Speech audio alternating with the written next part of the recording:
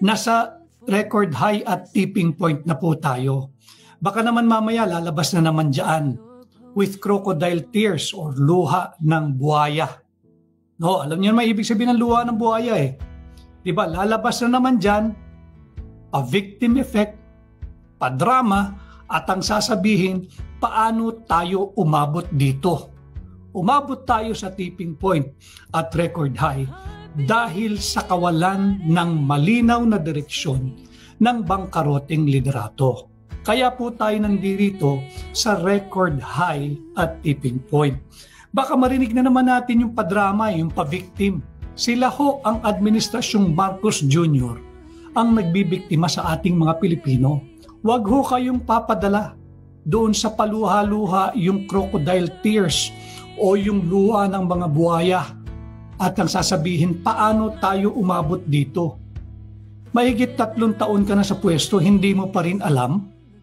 Bagsak po ang halaga ng ating piso. Mahalaga po ito pag-usapan natin. Simulan natin sa ating national debt o yung pambansang pagkakautang. Sa kasalukuyan, as of I think this is September, 17.58 trillion. 17.58 trillion na po ang ating pambansang pagkakautang. This is as of September of 2025. Nung ang palitan po ng piso kontra dolyar ay hindi pa 59.13.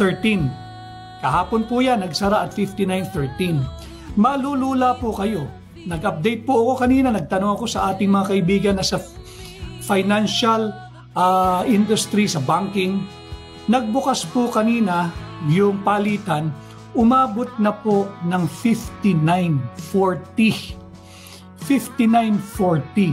Ang isang dolyar, katumbas na po nito sa palitan ay 59 pesos and 40 centavos.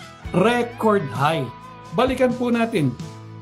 Bago tayo tumungo sa record high na palitan, sadsad po ang halaga ng piso.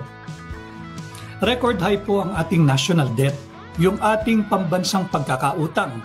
17.58 trillion as of September 2025. Bakit mahalagang pag-usapan po natin ito?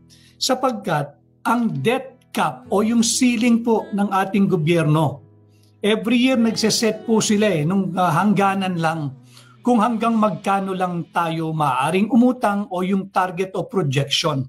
Hanggang dito lang ang ating pwedeng utangin.